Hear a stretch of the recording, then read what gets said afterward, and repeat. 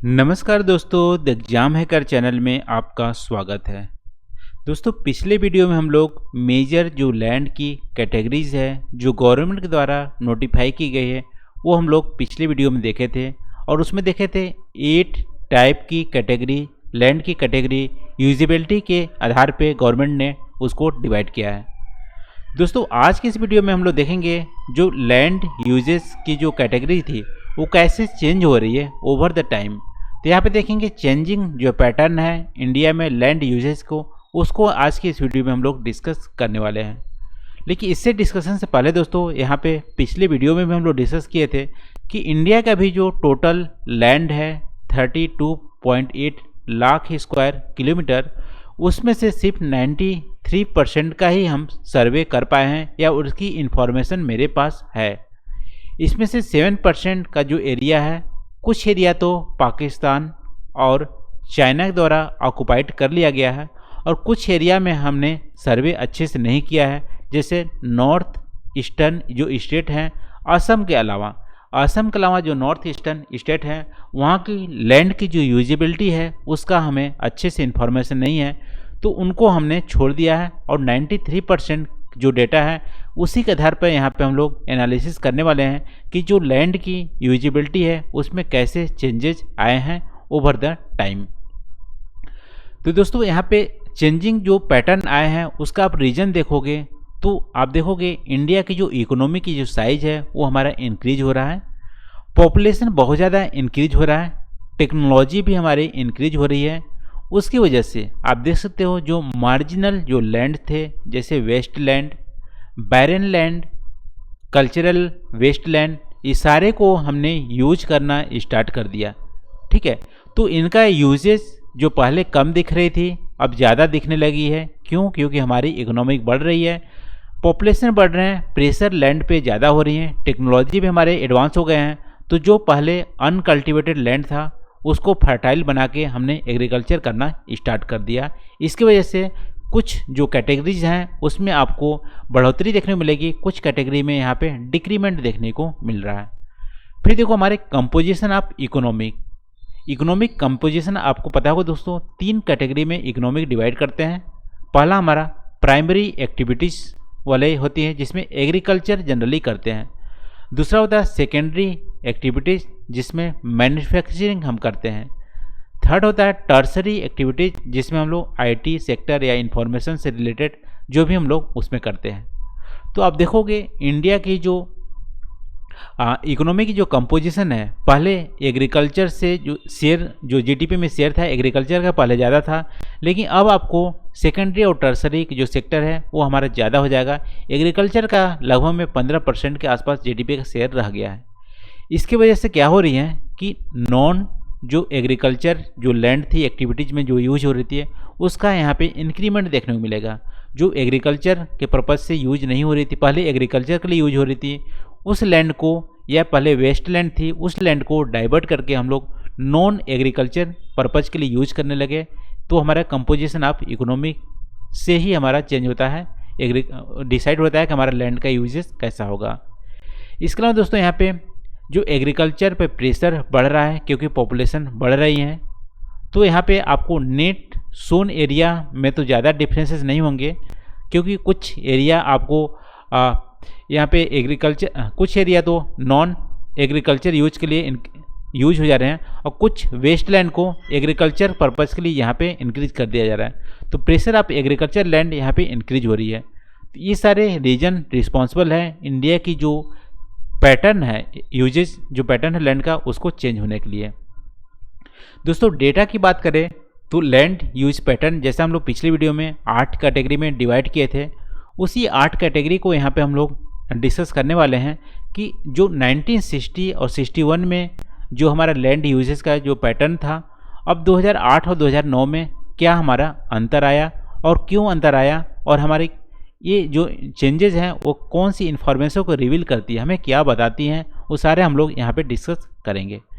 तो सबसे पहले दोस्तों नेट सोन एरिया की बात करें तो नेट सोन एरिया आप देखोगे 1960 से 61 में 45% का था, यानी टोटल हमारा जो एरिया है 32.8 लाख स्क्वायर किलोमीटर, उसमें से 7% आप निकाल दो, क्योंकि 93% का ही सर्वे किया गया है। उस एरिया में आप देखोगे 25% जो एरिया है हमारा एग्रीकल्चर के लिए यूज़ किया जाता है, यानी यहाँ पे साल में एक बार ज़रूर एक क्रॉप उगाया जाता है। ठीक है, ये 1960 में था, लेकिन यहाँ पे 1% का इंक्रीमेंट देखने को मिल रहा है। 2008 में यहाँ पे 46% यहाँ पे नेट सोन एरिया हमारा बढ़ के हो गया है। ठीक है, इसका इंक्रीमेंट आप देख सकते हो। इसका इंक्रीमेंट का रीज़न है यहाँ पे वेस्ट लैंड जो पहले थी, जो कल्चरल वेस्ट लैंड थी, उसको कन्वर्ट करके यहाँ पे एग्रीकल्चर लैंड में कन्वर्ट कर दिया गया। ठीक है, तो हमारा रीजन आप इंक्रीमेंट इसको देख सकते हैं। फिर दूसरा दोस्तों यहाँ पे फॉरेस्ट लैंड। फॉरेस्ट लैंड आप देख सकते हो फॉरेस्ट के पर्पज़ के लिए यूज़ किया जाता है। 1960 में हमारा 18% फॉरेस्ट लैंड था, और यहाँ पे 2008-9 में 23% हमारा फॉरेस्ट लैंड हो गया। देखो दोस्तों, इस जो डेटा को देख के आपको थोड़ा सा यहाँ पे ऐसा अचंभित हो रहा होगा कि 1960 में तो हमारे फॉरेस्ट बहुत ज़्यादा थे। आप ऐसा महसूस भी कर रहे होंगे कि आपके दादा परदादा आपको सुना रहे होंगे कि फॉरेस्ट बहुत ज़्यादा हुआ करती थी, या बचपन में आप देख रहे होंगे फॉरेस्ट आपके बचपन में ज़्यादा होंगी, अभी फॉरेस्ट की वहाँ पे संख्या कम हो रही है। तो ऐसा क्यों हो गया कि 1960 में 18% ही फॉरेस्ट थे, लेकिन 2008-9 में 23% फॉरेस्ट हो गया? ऐसा तो रियली देखने को नहीं मिलता है। तो इसका रीज़न है दोस्तों यहाँ पे कि 1960 और 61 में जो गवर्नमेंट के द्वारा जो फॉरेस्ट डिपार्टमेंट था, उसके जो द्वारा जो डीमार्केट किया गया था फॉरेस्ट, वो हमारा कम था। ठीक है, एक्चुअल फॉरेस्ट हमारा बहुत ज़्यादा था। डिफॉरेस्टेशन चलते अभी हमारा फॉरेस्ट की संख्या कम हो गई, फॉरेस्ट एरिया जो कम हो गई है, लेकिन गवर्नमेंट के द्वारा जो डीमार्केटेड था उसका जो एरिया था 18% था, लेकिन अभी डीमार्केशन वाला जो एरिया था बढ़ के 23% हो गया है। इसलिए गवर्नमेंट के रिकॉर्ड में यहाँ पे फॉरेस्ट जो एरिया है वो बढ़ा हुआ दिख रहा है, लेकिन एक्चुअल आप जाओगे तो एक्चुअल हमारा जो फॉरेस्ट है 1960 से अभी का फॉरेस्ट हमारा घट गया है। ठीक है, तो यहाँ पे हम लोग सिर्फ गवर्नमेंट की जो रिकॉर्ड है उसकी बातें कर रहे हैं यहाँ पे।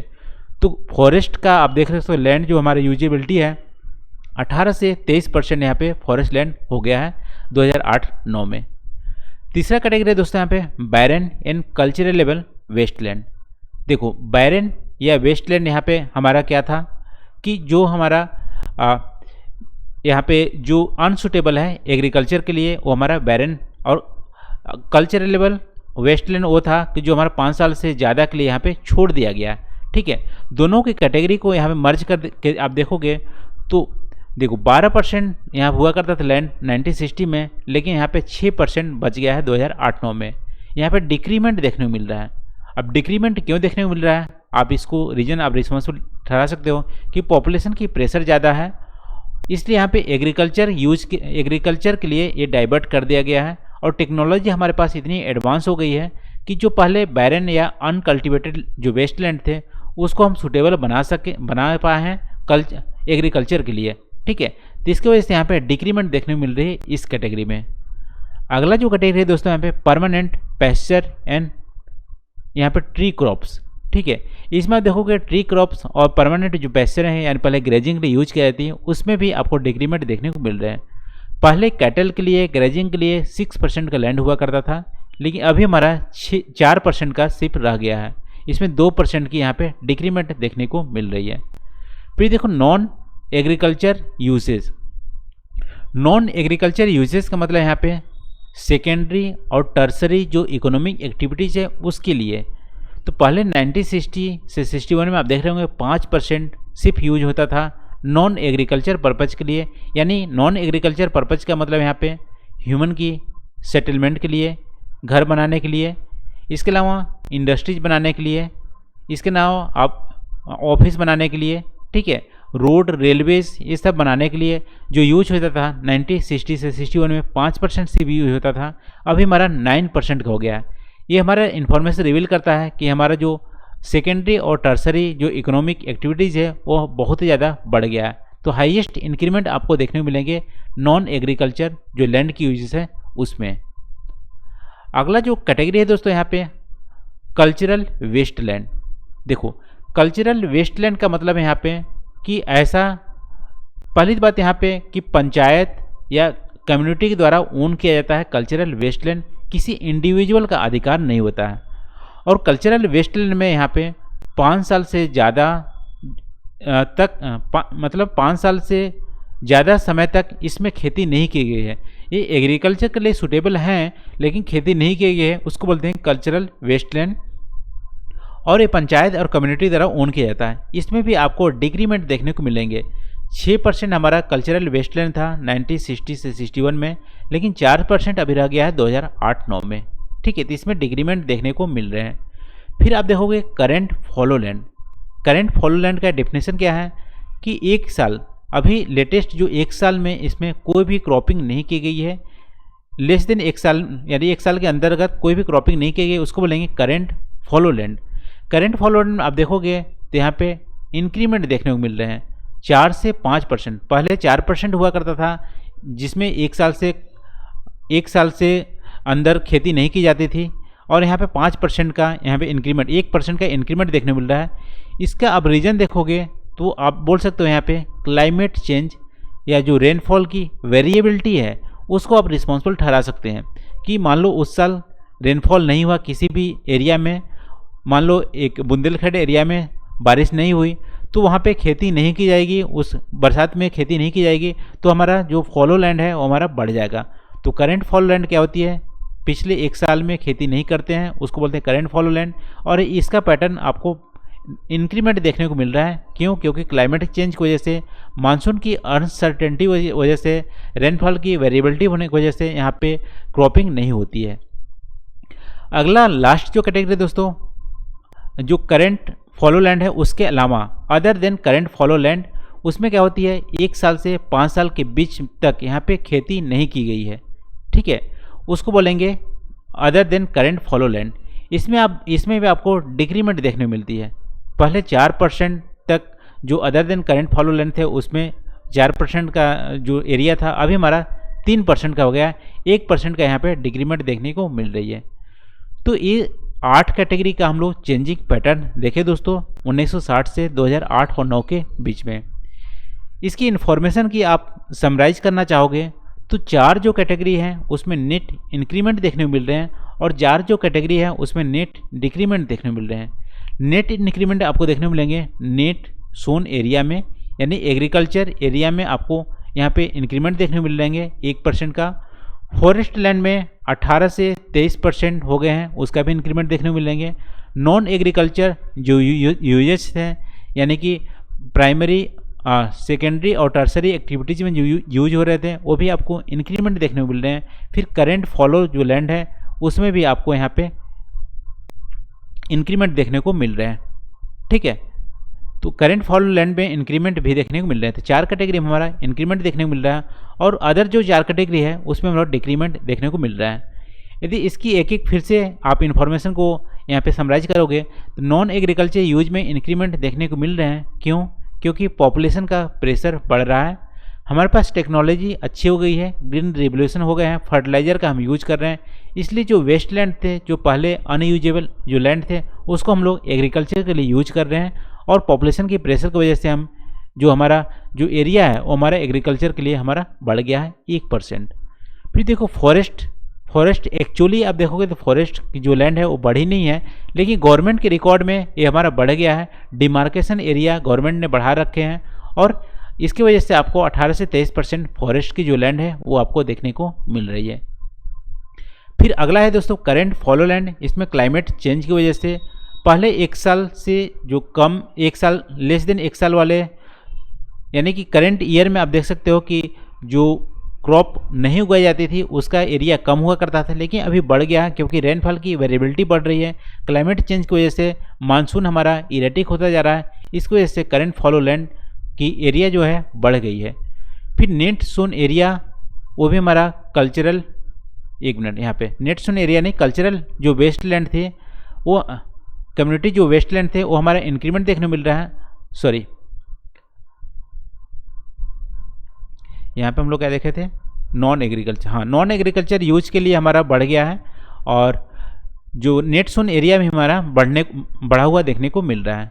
फिर डिक्लाइन की बात करें तो 4 कैटेगरी में हमारा डिक्रीमेंट देखने को मिल रहा है। पहला है बैरन एंड वेस्ट लैंड, फिर आपको देखने को मिलेंगे कल्चरल वेस्ट लैंड आपको देखने को मिलेंगे, फिर पैस्चरिंग का और फॉलो लैंड का।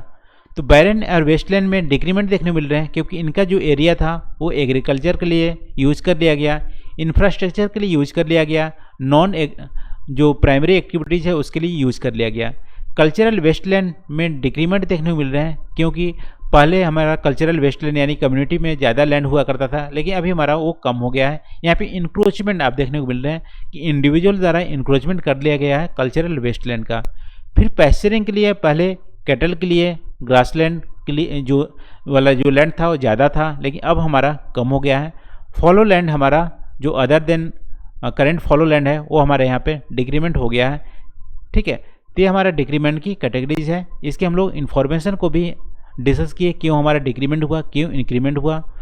तो आज के वीडियो में बस इतना ही दोस्तों। आई होप यहाँ पे जो चेंजिंग लैंड यूजेस जो पैटर्न है इंडिया का वो आपको समझ में आए होंगे और कुछ यहाँ पे नया सीखने को मिला होगा। तो आज के वीडियो में बस इतना ही दोस्तों। Thank you for watching. मिलते हैं अगले वीडियो में, लेकिन प्लीज़ आप कमेंट करके हमें ज़रूर बताना कि वीडियो कैसा लगा। ठीक है, तो थैंक यू फॉर वॉचिंग। मिलते हैं अगले वीडियो में नए टॉपिक के साथ।